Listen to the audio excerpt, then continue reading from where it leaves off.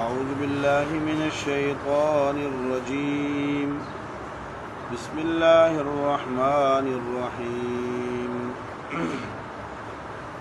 وما أنفقتم من نفقة أو نذرتم من نذر فإن الله يعلم وما للظالمين من أنصار. إن تبدوا الصدقات فنعما هي وإن تخفوها وتؤتوها الفقراء فهو خير لكم ويكفر عنكم من سيئاتكم والله بما تعملون خبير. وما أنفقتم من نفقة أو نذرتم من نذر، اور جو بھی تم خرچ کرو غیر معین نفقات میں سے، او نظر تم من نذر، یا تم کوئی منت مان کر معین صدقات کرو، فإن اللہ یعلمہ، تو بے شک اللہ تعالیٰ ان کو جانتے ہیں، وما للظالمین من انصار، اور ظالمین کے لیے نہیں ہے کوئی بھی مددگار. ان تبدوا الصدقات، تم اگر صدقات کو ظاہر کرو، فنعما ہی، تو یہ بہت ہی اچھی بات ہے، بہت ہی اچھی چیز ہے. وَإِن تُخْفُوهَا، اور اگر تم انہیں چھپاؤ تو یہ بھی اچھا ہے. وَتُؤْتُوهَا الْفُقَرَاءَ، اور دو تم فقیروں کو، فَهُوَ خَيْرٌ لَكُمْ، تو یہ تمہارے لیے بہت بہتر ہے. وَيُكَفِّرُ عَنْكُمْ مِنْ سَيِّئَاتِكُمْ، اور تمہارے صدقات کا فائدہ یہ ہوگا کہ اللہ تم سے کھرچ دے گا، مٹا دے گا، من سیئاتکم، تم سے ہر بدی کو. واللہ بما تعملون خبیر، اور اللہ تم جو بھی کرتے ہو اس پر ہر حال میں خبردار ہے. سورۃ بقرہ کا آخری حصہ یعنی چوتھا باب چل رہا ہے. اس چوتھے باب میں 4 فصل ہیں. پہلی فصل میں ترغیب صدقہ اور مقصد صدقہ کا بیان تھا.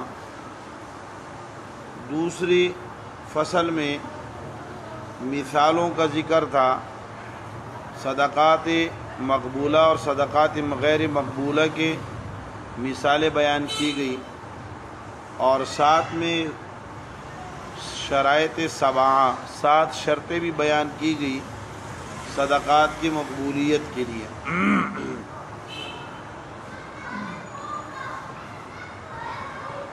پھر 6 امور ہیں جن کا تعلق ہے انفاق کے ساتھ.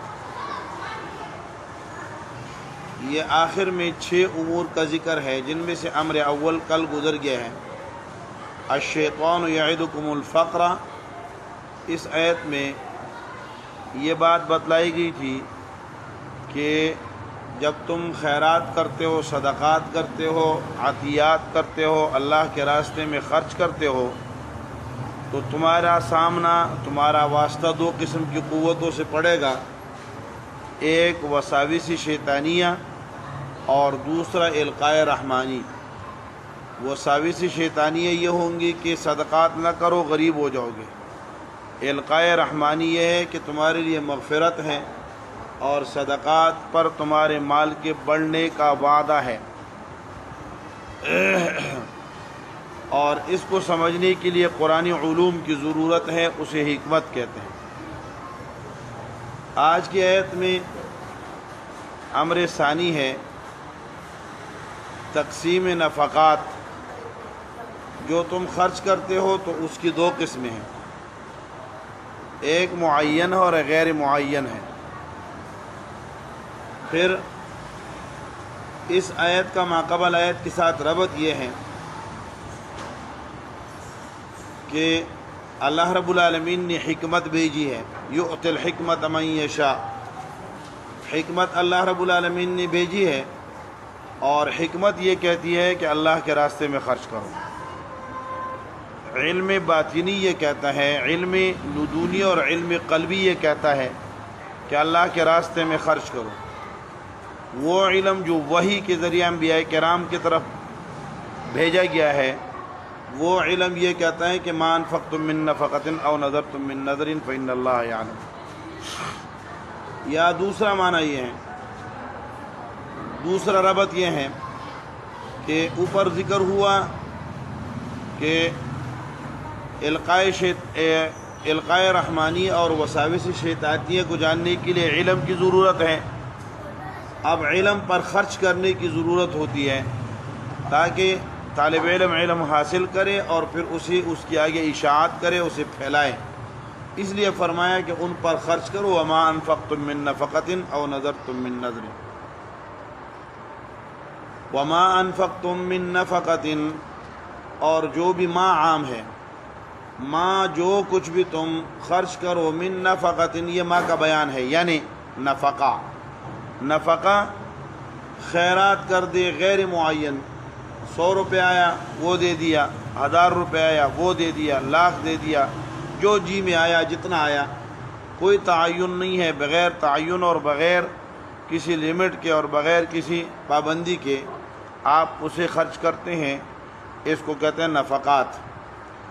وما انفقتم من نفقۃ، کوئی بھی نفقہ، جو بھی تم خرچ کرو، کوئی بھی خرچ کرنا، تھوڑا ہو زیادہ ہو، حق میں ہو باطل میں ہو، اچھی نیت سے ہو بری نیت سے ہو، من نفقۃ نکرہ تعمیم کے لیے عام، او نذرتم من نذر، یا تم متعین صدقہ اور خیرات کرو، تعین کر کے کرو، ایک بغیر تعین کے ہیں اور ایک تعین کرنا ہے۔ نظر کہتے ہیں، نظر عبادات کی کسی ایسی چیز کو، ایسا عمل جو عبادات کے قبیل میں سے ہے، وہ اپنے ذمے لگا دینا جبکہ اللہ نے آپ کے ذمے نہ لگایا ہو، خود سے اپنے اوپر لازم کر دینا۔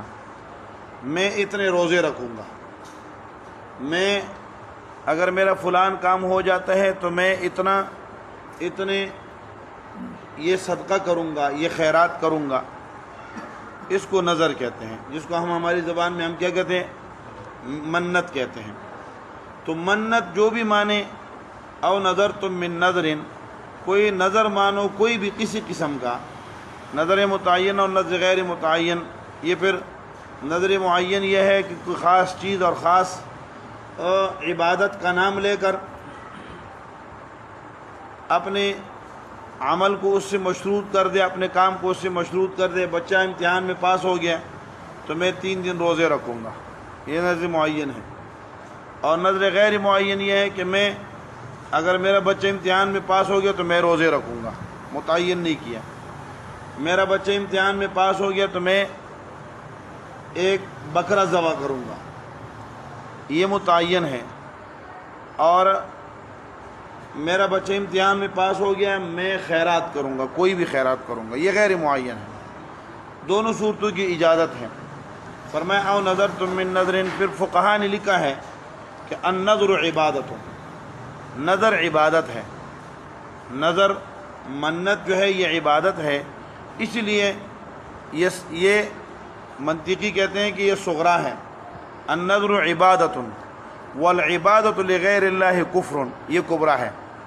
یہ دونوں مقدمات جب وہ جمع کرتے ہیں تو اس کا نتیجہ نکالتے ہیں کہ النذر لغیر اللہ کفر، نظر غیر اللہ کے نام پہ کرنا کفر ہے۔ بہرحال فرمایا تم نفقات کرو یا نظر کرو، غیر معین صدقات اور خیرات کرو یا معین اور مقرر کر کے کرو، دونوں صورتوں میں فإن اللہ یعلمہ، اللہ کو اس کا علم ہے۔ اب حق پہ ہوگا تو تمہیں اس پہ انعام ملے گا، باطل کے لیے ہوگا اس کی تمہیں سزا ملے گی۔ فإن اللہ یعلمہ وما للظالمین من انصار، اور ظالموں کا کوئی مددگار نہیں ہے۔ ظالم سے کون مراد ہے؟ ظالم سے مراد الذین ينفقون ریاء وسمحۃ، جو ریا کے لیے خرچ کرتے ہیں یا اذا کے لیے، تکلیف کے لیے خرچ کرتے ہیں یا کسی اور مقصد کے لیے نفقات کرتے ہیں، خرچ کرتے ہیں لیکن معصیت کے اندر خرچ کرتے ہیں، تو ایسے ظالموں کا کوئی مددگار نہیں ہے۔ مال بھی گیا، وہ کیا، داڑھی بھی گئی، شاڑی بھی گئی، سب کچھ گیا، تو کیا گیا؟ مال بھی گیا اور انعام اور جو اللہ رب العالمین کی طرف سے نصرت اور مدد آنی تھی وہ بھی چلی گئی۔ دوسرا، وما للظالمین، ظالم الذین ینذرون نذورا لغیر اللہ، اللہ کے علاوہ غیر کے لیے منتیں مانگتے ہیں، ایسے ظالموں کا کوئی مددگار نہیں ہے۔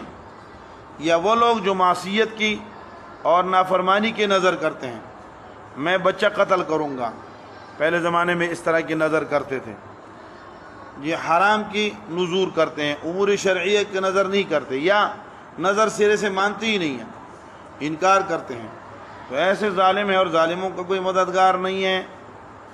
یہ امر دوم ذکر ہو گیا۔ امر دوم میں کیا تھا؟ یعنی تقسیم انفاق الی معین وغیر معین۔ ان تبدوا الصدقات فنعما ہی، یہاں سے امر ثالث ہے جو نفقات سے متعلق ہے۔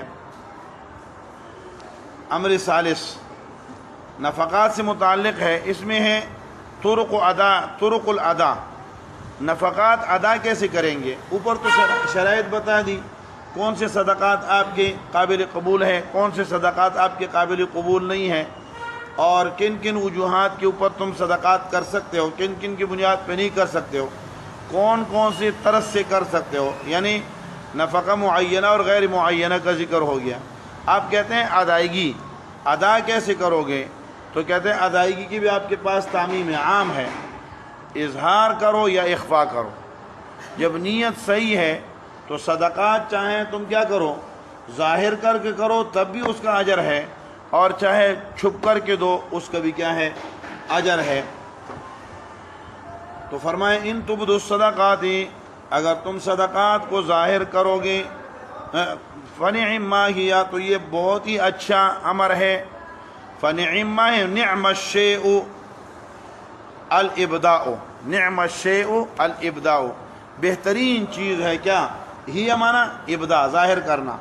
یہ ان تبدوا الصدقات، اگر صدقات کا ابداء کرو، ظاہر کرو، اظہار کرو، تو اظہار بھی بہتر ہے۔ فنعما ہی، نعم الشیء ہی، یہ بہت بہترین چیز ہے، بہترین عمل ہے۔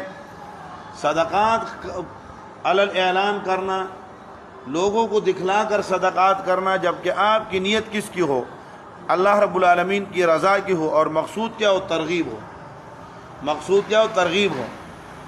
چنانچہ حدیث مبارکہ میں آتا ہے کہ ایک آدمی صدقہ کرنے نکلا رات کے اندھیرے میں، تو چور کو صدقہ دے دیا، چور کو صدقہ دیا، چور نے کہا یار چوری کرنے کی کیا ضرورت ہے، پیسے مل گئے، چلو گھر چلو۔ اگلے دن صدقہ کرنے نکلا تو کسی بدکار عورت کے ہاتھ لگ گیا، اسے اس کے ہاتھ میں صدقہ پکڑا دیا، خیرات پکڑا دی، اس نے کہا پیسے مل گئے، میں تو اسی لیے نکلی تھی، چلو واپس گھر چلو، وہ بھی گھر چلی گئی۔ تیسرے دن پھر دن کو لوگوں کے اندر یہ بات مشہور ہو گئی کہ رات کو تو کسی نے، پہلے دن مشہور ہوئی کہ کسی نے چور کو صدقہ دے دیا، وہ پریشان ہو گیا کہ یار یہ کدھر میرا صدقہ جا رہا ہے۔ اگلے دن پھر لوگوں میں مشہور ہوا کہ کسی بدکار عورت کو رات کو کوئی صدقہ دے گیا، خیرات دے گیا، اتنے پیسے دے گئے، وہ پھر پریشان ہوا، یا اللہ یہ کیا ماجرا ہے۔ تیسرے دن جب اس نے صدقہ کیا، کسی مالدار کے پاس چلا گیا، مالدار کو، غنی آدمی نکل رہا تھا اندھیرے میں، اس نے اس کے ہاتھ میں پیسے پکڑا دیے، یہ لو، وہ لے گیا۔ اب جب اگلے دن پھر لوگوں میں مشہور ہوا کہ رات کو تو کسی بندے نے کسی مالدار آدمی کو صدقہ اور خیرات دے دیے، پیسے دے دیے، اس نے اللہ سے مانگا یا اللہ یہ کیا ہے، تو اللہ رب العالمین نے اس کی ذہن کے اندر القاء کیا، بلکہ آپ علیہ السلام کے پاس غالباً آئے اور آ کر کہا کہ میں نے، یہ کیا مسئلہ ہے میرا، تو آپ نے فرمایا کہ آپ کا نقصان تو نہیں ہوا، آپ نے صدقہ کیا، پہلے دن چور چوری سے بچ گیا، دوسرے دن بدکار عورت بدکاری سے بچ گئی، تیسرے دن مالدار کو دیے تو اسے بھی شرم آئی ہوگی کہ چل میں بھی مالدار ہوں، اور یہ بھی ایک مالدار ہے، اس کو اللہ نے مال دیا تو رات کے اندھیرے میں گھوم کر پھر کر لوگوں کو صدقات اور خیرات کرتا ہے، تو مجھے بھی کرنی چاہیے، تو اس کو ترغیب ہوگی۔ تو صدقات اور خیرات اگر آپ ظاہر کر کے دیتے ہیں اور مقصد کیا ہے، لوگوں کی ترغیب ہے، تو یہ بہترین عمل ہے کہ میرے عمل کو دیکھ کر لوگوں کے اندر ترغیب پیدا ہو جائے۔ اسی لیے صحابہ کرام رضوان اللہ اجمعین جی ابوبکر صدیق رضی اللہ تعالیٰ عنہ، عبد الرحمن ابن عوف رضی اللہ تعالیٰ عنہ نے آ کر کیا کہ اظہار کیا کہ ہم اتنا صدقہ اتنا خیرات کر رہے ہیں۔ مقصد کیا تھا؟ وہاں ترغیب دینا تھا۔ آپ علیہ الصلوۃ والسلام بھی پوچھتے اس لیے تھے کہ کتنا دے رہے ہو، آدھا دے رہے ہو، پورا دے رہے ہو، کتنا دے رہے ہو، تاکہ کیا ہو جائے، لوگوں کو ترغیب ہو جائے کہ لوگ آدھا آدھا مال لا رہے ہیں۔ تو یہ مقصد ہو، ترغیب مقصود ہو، تو لوگوں کے سامنے صدقہ کرنا یہ بہترین عمل ہے، لیکن نیت میں کیا ہو، ریا اور دکھلاوا نہ ہو۔ وَإِن تُخْفُوهَا، اور اگر چھپ کر کرو گے، وَتُؤْتُوهَا الْفُقَرَاءَ، اور دے دو فقراء کو۔ مقصد تو کیا ہے کہ پیسہ فقیر کے ہاتھ میں پہنچ جائے۔ تُؤْتُوهَا الْفُقَرَاءَ فَهُوَ خَيْرٌ لَكُمْ، تو یہ تمہارے لیے بہتر ہے۔ یہ خفیہ صدقہ کرنا یہ بہت زیادہ بہتر ہے۔ چنانچہ پیارے نبی کریم صلی اللہ علیہ وسلم نے فرمایا کہ جنت قیامت کے دن، جس دن کوئی سایہ نہیں ہوگا سوائے عرش کے سائے کے نیچے، 7 آدمی آپ علیہ السلام نے بیان فرمائے کہ 7 آدمی ایسے ہیں جو اس دن عرش کے سائے کے نیچے ہوں گے۔ ان میں سے ایک آدمی وہ ہے کہ جس کا دایاں ہاتھ صدقہ کرے اور اس کے بائیں ہاتھ کو پتہ نہ چلے کہ اس کے دائیں ہاتھ نے کیا خیرات کیا ہے، کیا صدقہ کیا۔ تو ایسے لوگوں کو اللہ رب العالمین عرش کے سائے میں جگہ عطا فرمائیں گے۔ تو خفیتاً صدقہ کرنا یہ اور ہی زیادہ بہتر ہے۔ ان تبدوا الصدقات فنعما ہی، علماء نے لکھا ہے کہ یہ اختیار ہے، یعنی صدقات ظاہر کرنا بھی بہتر ہے اور چھپانا اس سے زیادہ بہتر ہے، یا حالات پر موقوف ہے یہ، کیونکہ ایک جگہ نعما ہی کہاں، یہ بھی بہترین کے لیے آتا ہے، اور دوسری جگہ خیر، اس میں تفضیل کا صیغہ آیا، مطلب یہ ہے کہ ظاہر کرنے سے بہتر ہے۔ تو اگر ترغیب مقصود ہے تو وہاں اظہار بہتر ہے، اور اگر ترغیب نہیں ہو سکتی اور ریا کا خطرہ ہے تو وہاں کیا اخفاء بہتر ہے۔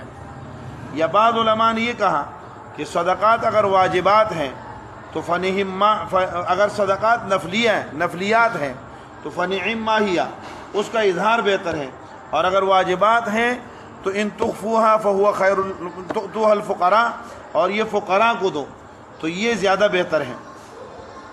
بعض نے اس کا الٹ کیا ہے کہ ان تبدوا الصدقات، یہاں اگر واجبات ہیں تو ان کا اظہار کرو تاکہ دوسروں کو بھی ترغیب ہو کہ زکوٰۃ دینی چاہیے، اور اگر کیا ہے وہ نفلی ہیں تو پھر وہ چھپ کر کے فقیروں کو دے دو۔ اصل مقصد کیا ہو، مقصد صدقات سے حاجت روائی ہے فقراء کی، فقیر کی حاجت روائی اگر آپ کے مد نظر ہے تو آپ اعلانیہ دیں یا اسی پوشیدہ دیں، دونوں صورتوں میں اللہ رب العالمین آپ کو اجر عطا فرمائیں گے۔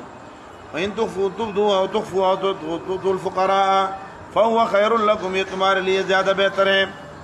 وَيُكَفِّرُ عَنْكُم مِّن سَيِّئَاتِكُمْ، صدقات کے فوائد۔ صدقات کا فائدہ کیا ہے؟ چاہے اظہار کر کے دے، چاہے اخفاء کر کے دے، ظاہراً دے یا خفیتاً دے، کسی بھی صورت میں اللہ کے رضا کے لیے صدقہ کرے تو اس کا فائدہ کیا ہے؟ اس کا فائدہ ہے یکفر عنکم من سیئاتکم، تم سے ہر بدی کو مٹا دے گا۔ کفر یکفر، تکفیر کا معنی چھپانا، اور کیا مٹانا چھپانا، کھرچ دینا۔ یکفر عنکم، اللہ رب العالمین تم سے تمہارے سیئات، ہر بری چیز کو سیئات کہتے ہیں، تمہاری برائیاں تم سے روک دیں گے۔ پھر برائیوں میں 3 چیزیں آتی ہیں، یکفر عنکم سیئاتکم، تمہارے گناہوں کو کھرچ دیں گے، تمہارے گناہوں کو مٹا دے گا۔ صدقات کرو گے، عطیات کرو گے، خیرات کرو گے، اللہ رب العالمین کے راستے میں مال لگاؤ گے، تو اس کا پہلا فائدہ یہ ہے کہ گناہ معاف ہو جائیں گے۔ لیکن گناہ کون سے؟ صغائر معاف ہوتے ہیں، کیونکہ کبائر کے لیے توبہ کی ضرورت ہے۔ اگر توبہ کریں گے، یہ حسنات ہیں، اور قرآن کا ضابطہ ہے ان الحسنات یذہبن السیئات، حسنات سے سیئات مٹ جاتی ہیں، تو گناہوں کو مٹا دیں گے۔ صدقات کرو گے تو اس سے تمہارے صغائر مٹ جائیں گے اعمال نامہ میں۔ دوسرا نمبر 2، وَيُكَفِّرُ عَنْكُم مِّن سَيِّئَاتِكُم، سیئات بمعنی بد اوصاف، تم سے برائی کو روک دور کر دیں گے، بری اوصاف تم سے مٹ جائیں گے۔ جب تم صدقات کرو گے تو ایک بہت بری صفت وہ بخل ہے، جب اللہ کے راستے میں دیتے رہو گے پیارے نبی صلی اللہ علیہ وسلم نے فرمایا ہم الاخسرون ورب الکعبہ، رب کعبہ کی قسم وہ لوگ خسارے میں ہیں۔ صحابہ کرام نے پوچھا من یا رسول اللہ کون؟ فرمایا الاکثرون مالا، وہ لوگ جن کے پاس بہت مال ہے، الا من انفق ہاکذا وہاکذا وہاکذا وہاکذا عن یمینہ وعن یسارہ، مگر وہ آدمی جو کیا کرتا ہے، جو لگا ہوا ہے، دے رہا ہے، ادھر دے رہا ہے، ادھر دے رہا ہے، ادھر دے رہا ہے۔ ہم قلیلون، آپ نے آخر میں فرمایا کہ وہ لوگ بہت کم ہیں جن کے بعد اللہ نے مال بھی دیا ہو اور وہ اس طرح اسے کیا کر رہے ہو، خرچ کر رہے ہو۔ تو فرمایا یُکَفِّرُ عَنْکُم مِّن سَیِّئَاتِکُم، تمہارے اندر سے بخل، بد اخلاقیاں اور بری صفات جو ہیں وہ نکل جائیں گی۔ بخل جیسی صفت، شح جیسی صفت، حب مال جیسی صفت وہ تم سے نکل جائے گی۔ کفر عن ویکفر عنکم من سیئاتکم، تمہاری بد صفات وہ تم سے مٹا دے گا اللہ رب العالمین، اچھی اوصاف تمہارے اندر آ جائیں گی، سخاوت کی عادت پڑ جائے گی۔ یکفر عنکم من سیئاتکم، نمبر 3، تیسرا معنی یکفر عنکم من سیئاتکم، تمہارے برے حالات ختم ہو جائیں گی، مصیبتیں پریشانیاں ٹل جائیں گی۔ الصدقات ترد البلایا، ویکفر عنکم من سیئاتکم، تمہاری سیئات کو یعنی تمہاری مصیبتوں کو، پریشانیوں کو، برے حالات کو تمہارے صدقات کی بنیاد پہ اللہ رب العالمین ٹال دے گا، ہٹا دے گا۔ صدقہ کرو گے تو مصیبتیں پریشانیاں ٹل جائیں گی۔